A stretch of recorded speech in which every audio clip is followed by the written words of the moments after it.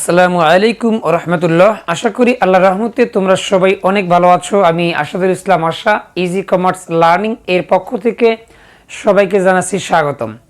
আজ কথা বলবো হিসাব বিজ্ঞান নবম দশম শ্রেণী, সেই সঙ্গে একাদশ ও দ্বাদশ শ্রেণীর হিসাব বিজ্ঞান প্রথম পত্র থেকে নগদান বই প্রস্তুত এই অধ্যায় থেকে আজকে আমি দেখাবো কিভাবে খুব সহজেই দুঘরা নগদান বই প্রস্তুত করা যায় এবং আমি কিভাবে প্রশ্ন দেখে বুঝবো যে এটা দুঘরা নগদান বই করতে হবে নাকি তিন ঘরা নগদান বই করতে হবে। যদি স্পষ্ট বলা না থাকে সেক্ষেত্রে আমি কিভাবে বুঝবো।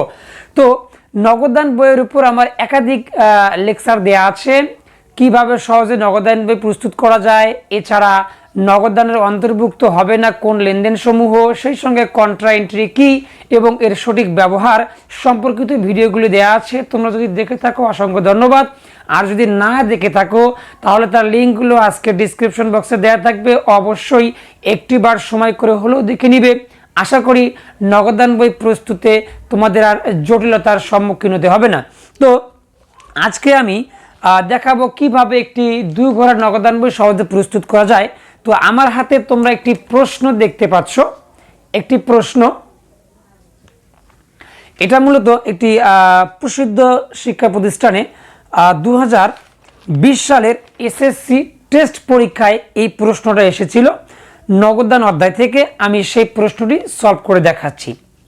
তো এখানে বলা আছে দুর্গা ট্রেডার্সের ডিসেম্বর 2018 সালের লেনদেন সমূহ নিম্নরূপ। আমাদের প্রথম কাজ হবে আমরা আগে এন্ট্রিগুলো দেখব যে এখানে বাকিতে কোনো লেনদেন আছে কিনা। বাকিতে থাকলে সেগুলো আমরা মাইনাস করব, কারণ নগদান বইয়ে বাকিতে বা ধারে অর্থাৎ নগদ এবং ব্যাংক বহির্ভূত কোনো লেনদেন নেওয়া যায় না। যদি থাকে সেগুলো আমরা মাইনাস করব। এরপরে আমাকে প্রশ্ন যদি স্পষ্ট বলা থাকে দুই ঘরা বা তিন ঘরা, তাহলে সে অনুপাতে ছক দিব। আর যদি না বলা থাকে, যদি বলা থাকে যে উপযুক্ত লেনদেন অনুযায়ী একটি নগদান বই প্রস্তুত করো, সেক্ষেত্রে আমরা দেখব যে কোথাও এই প্রশ্নের মধ্যে বাট্টার সম্পর্কিত কোনো লেনদেন আছে কিনা। যদি থাকে তাহলে তিন ঘরা নগদান করব, আর যদি দেখি শুধু নগদ এবং ব্যাংক সংক্রান্ত লেনদেন তাহলে দুই ঘরা নগদান আমরা তৈরি করব। তো ঠিক তদ্রূপ ব্যাংক এবং নগদ সংক্রান্ত লেনদেন আছে, সেক্ষেত্রে আমি একটি দুই ঘরা নগদান বইয়ের ছক প্রস্তুত করে রেখেছি বোর্ডে। তো চলো আমরা দেখি কিভাবে সমাধান করব। সহজ বিষয় আমি আবারও বলি, তুমি যদি জাবেদা যদি সহজে করতে পারো তাহলে নগদান বই তোমার জন্য ক্লিয়ার হয়ে যাবে। কিভাবে? নগদান বইয়ের মূল হিসাবটা হচ্ছে নগদ টাকা অথবা চেক আমার কাছে আসলো নাকি আমার কাছ থেকে চলে গেল। যদি আমার কাছে আসে তাহলে আমার ডেবিট ঘরে বৃদ্ধি পাবে, আর আমার কাছ থেকে চলে গেলে ক্রেডিট ঘরে। তো দেখি 1 তারিখে বলছে যে নগদ উদ্বৃত্ত 45,000 টাকা এবং ব্যাংক উদ্বৃত্ত 95,000 টাকা। তো আমরা জানি উদ্বৃত্ত কথা উল্লেখ থাকলে ডেবিট ঘরে বসাইতে হয়, নগদ টাকা নগদের ঘরে, ব্যাংক টাকা ব্যাংকের ঘরে। আর যদি ব্যাংক জমাতিরিক্ত তাহলে বলা থাকে তাহলে আমরা বসাবো ক্রেডিট ঘরে। তো সাধারণত 1 তারিখে নগদান বই 1 তারিখে লেনদেনটি আমরা কি দ্বারা বসাই? ব্যালেন্স বিডি লিখে শুরু করব।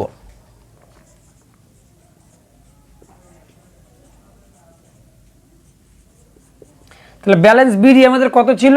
নগদ ছিল 45,000 টাকা আর ব্যাংক জমা ছিল 95,000 টাকা। এরপরে দেখি, এরপরে 5 তারিখে বলছে শহীদের নিকট 10,000 টাকার পণ্য বিক্রয় করে 7,000 টাকার চেক পাওয়া গেল। তার মানে যেহেতু আমি পাইছি, তবে বিক্রি করছিলাম 10,000 টাকার পণ্য, পাইছি কত? 7,000 টাকার একটি চেক। তার 3,000 টাকা কি? তার মানে ধারে সম্পাদন হয়েছে, কাজে সে 3,000 টাকা আমাদের নেওয়া যাবে না। তাহলে আমরা লিখব 5 তারিখ কার কাছে বিক্রি করছে? শহীদ, তার মানে শহীদ হিসাব। তাহলে চেকে পাইছি কত টাকা? 7,000 টাকা, তার মানে আমার চেকের ঘরে 7,000 টাকা বৃদ্ধি পেল। এবারে বলছে ব্যক্তিগত প্রয়োজনে ব্যাংক থেকে উত্তোলন। আমরা জানি ব্যাংক থেকে উত্তোলন কিংবা ব্যাংকে জমা দিলে কন্ট্রা এন্ট্রি করতে হয়, তবে যদি ব্যক্তিগত প্রয়োজনে ব্যাংক থেকে উত্তোলন করি তাহলে সেটা ক্রেডিট ঘরে ব্যাংকের ঘরে টাকাটা আমাদের বসাইতে হয়। তাহলে কয় তারিখ? এটা 10 তারিখ। তো আমরা এখানে লিখবো উত্তোলন। উত্তোলন দিয়ে কি লিখবো? অথবা উত্তোলন হিসাব কত টাকা? 10,000 টাকা লিখবো আমরা ক্রেডিটে ব্যাংকের ঘরে। আশা করি বুঝতে পারছো। আবারও বলি, ব্যাংকে জমা দিলে বা ব্যাংক থেকে উত্তোলন করলে কন্ট্রা এন্ট্রি করতে হয়, তবে ব্যক্তিগত প্রয়োজনে ব্যাংক থেকে উত্তোলন যদি এমনটা বুঝায় তাহলে ক্রেডিট দিকে উত্তোলন লিখে টাকাটা ব্যাংকের ঘরে বসাইতে হবে শুধু। এরপরে বলছে 15 তারিখে বলছে বিজ্ঞাপন বাবদ ব্যয়, যেহেতু ব্যয় তার মানে আমার টাকা চলে গেছে, টাকা চলে গেলে অবশ্যই সেটাকে কি করব, ক্রেডিট দিকে বসাবো। তাহলে কি হিসাব হবে, বিজ্ঞাপন হিসাব অথবা বিজ্ঞাপন। যেহেতু এখানে চেকে বা নগদে কিছুই বলিনি, তার মানে আমাদের নগদে, তাও নগদের ঘরে আমরা বসাই নিব 2500 টাকা। এরপরে বলছে ব্যাংক হতে উত্তোলন, তার মানে ব্যাংক থেকে যদি আমি উত্তোলন করি তাহলে এটা জাবেদা কি হয়, যেহেতু কারবারের জন্য জাবেদা হবে নগদান হিসাব ডেবিট, ব্যাংক হিসাব ক্রেডিট। তার মানে এটা আমার কন্ট্রা এন্ট্রি করতে হবে। আর আমরা জানি কন্ট্রা এন্ট্রি মানে কি, যে এন্ট্রি একই সঙ্গে দুই দিকে প্রভাব বিস্তার করবে। তো যেহেতু আমি নগদ ব্যাংক থেকে তুলছি, তার মানে আমার ডেবিটের ঘরে নগদে বসাইতে হবে আর ক্রেডিটের ঘরে ব্যাংকে বসাইতে হবে, সেই সঙ্গে বিপরীত দাখিলা লিখতে হবে। এটাই হচ্ছে আমাদের কন্ট্রা এন্ট্রি। তাহলে এটা কয় তারিখ দেওয়া আছে, 17 তারিখ। তাহলে 17 তারিখ আগে আমি টাকাটা বসাই নিব। নগদের ঘরে আমরা কত বসাবো, 15,000 টাকা।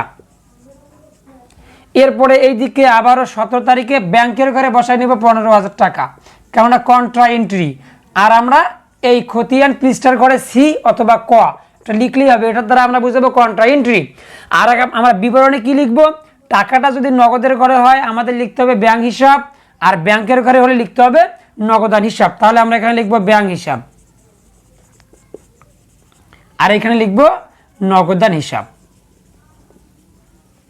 আশা করি কন্ট্রা এন্ট্রি কি বুঝতে পারছো। যদি আমি ব্যাংক থেকে তুলি তাহলে ডেবিট দিকে নগদের ঘরে বসবে আর ক্রেডিট দিকে ব্যাংকের ঘরে বসাবো। বসিয়ে আমরা সি লিখে, আমরা যদি নগদের ঘরে টাকা থাকে তাহলে ব্যাংক হিসাব, ব্যাংকের ঘরে টাকা থাকে নগদান হিসাব। এটা মূলত হচ্ছে কন্ট্রা এন্ট্রি, মানে বিপরীত দাখিলা লিখতে হয়। এরপরে 20 তারিখে বলছে নগদে পণ্য বিক্রয়। তো নগদে পণ্য বিক্রয় করলে আমাদের জাবেদা কি হয়, নগদান হিসাব ডেবিট, তার মানে নগদান আমার ডেবিট দিকে। তার মানে এখানে আমরা লিখবো ডেবিটের ঘরে কত টাকা, 6,000 টাকা। আর আমরা বিবরণের ঘরে লিখবো বিক্রয় হিসাব, যদি বিক্রয় করে পাইছি। তার মানে এখানেও তোমার জাবেদাটাই, জাবেদা যদি জানো তাহলে তোমার নগদানও ক্লিয়ার হয়ে যাবে। যদি দেখো যে জাবেদার মধ্যে নগদান শব্দটা ডেবিট করে তাহলে টাকা ডেবিট দিকে আসবে, নগদান ক্রেডিট করে গেলে ক্রেডিট দিকে যাবে। ব্যাংকের ক্ষেত্রে তদ্রূপ। এরপরে 25 তারিখে বলা হয়েছে ব্যাংকে জমা দেয়া হলো। তাহলে ব্যাংকে যদি আমি জমা দেই তাহলে জাবেদা কি হবে, ব্যাংক হিসাব ডেবিট, নগদান হিসাব ক্রেডিট। তার মানে ডেবিট দিকে ব্যাংকের ঘরে বসবে আর ক্রেডিট দিকে নগদানের ঘরে বসবে। কত টাকা, 3,000 টাকা। ব্যাংক হিসাব ডেবিট আর নগদান হিসাব ক্রেডিট। তাহলে সি, এইখানেও সি।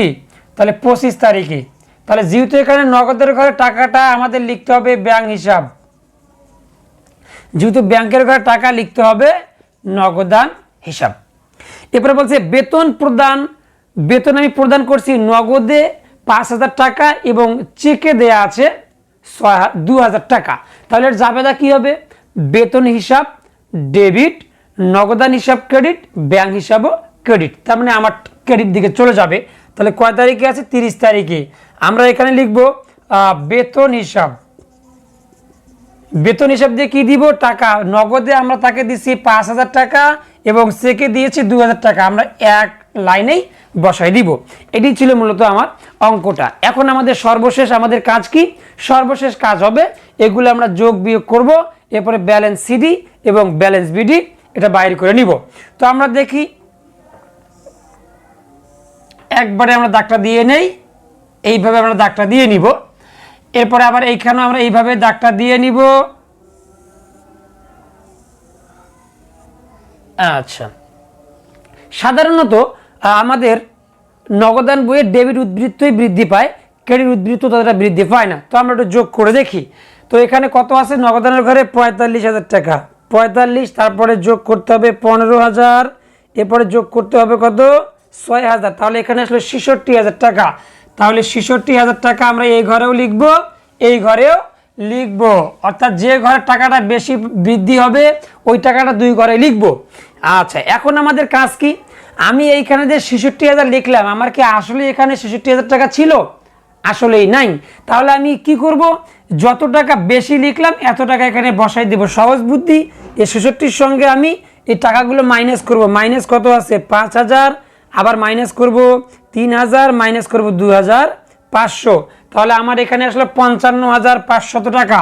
এই 55,500 টাকায় হচ্ছে আমার ব্যালেন্স সিডি, অর্থাৎ যে টাকাটা কম থাকে এটাই হচ্ছে ব্যালেন্স সিডি।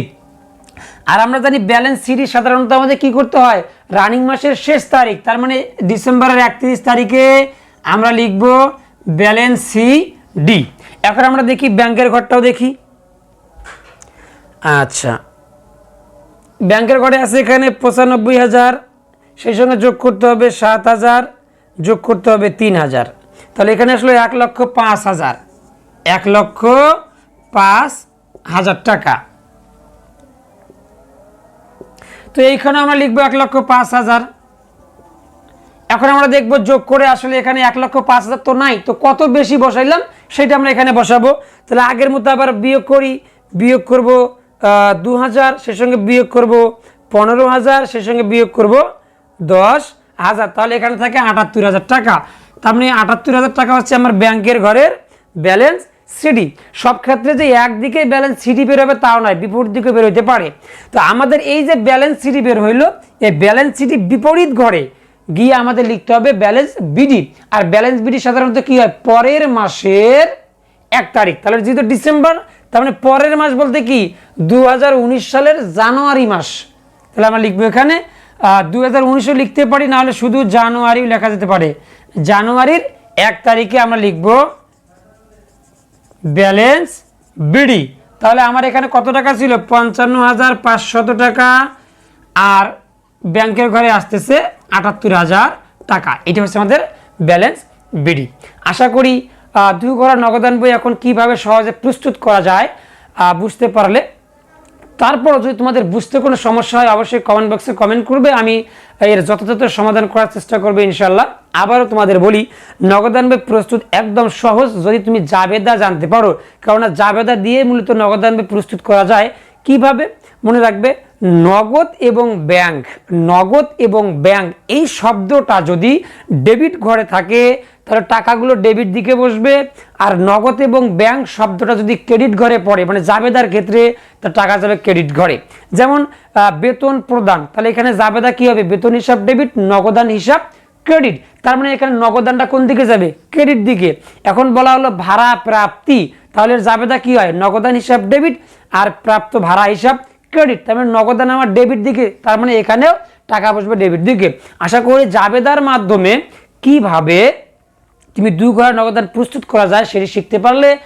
তো এতক্ষণ তোমরা যারা আমার ক্লাসটি দেখলে, যদি সত্যিকার অর্থে ক্লাসটি ভালো লেগে থাকে, যদি তোমাদের মনে হয় যে ক্লাসটি দেখে তোমরা কিছু শিখতে পারলে, উপকৃত হলে, অবশ্যই আমার চ্যানেলে একটি সাবস্ক্রাইব করবে, সেই সঙ্গে পাশে থাকা বেলটি বাজিয়ে দিবে যেন আমার লেকচারগুলো তোমাদের কাছে সবার আগে আগে পৌঁছায়। সেই সঙ্গে লাইক, কমেন্টস অ্যান্ড শেয়ার তো অবশ্যই বেশি বেশি করবে বন্ধুদের মাঝে, যেন তোমরা উপকৃত হতে পারো এবং সেই সঙ্গে তোমাদের বন্ধুরা উপকৃত হতে পারে। তোমরা জানো যে আমি আমার এই চ্যানেলের মাধ্যমে 3টি বিষয়ের উপর লেকচার দিয়ে থাকি, হিসাব বিজ্ঞান এসএসসি ও এইচএসসি, সেই সঙ্গে ইংরেজি 2য় পত্র ও বাংলা 2য় পত্র। আল্লাহ সবাইকে দেখার সুযোগ করে দেখ, শেখার সুযোগ করে দেখ, সেই প্রত্যয় নিয়ে আজ এখানে শেষ করছি। আসসালামু আলাইকুম ওয়া রাহমাতুল্লাহ।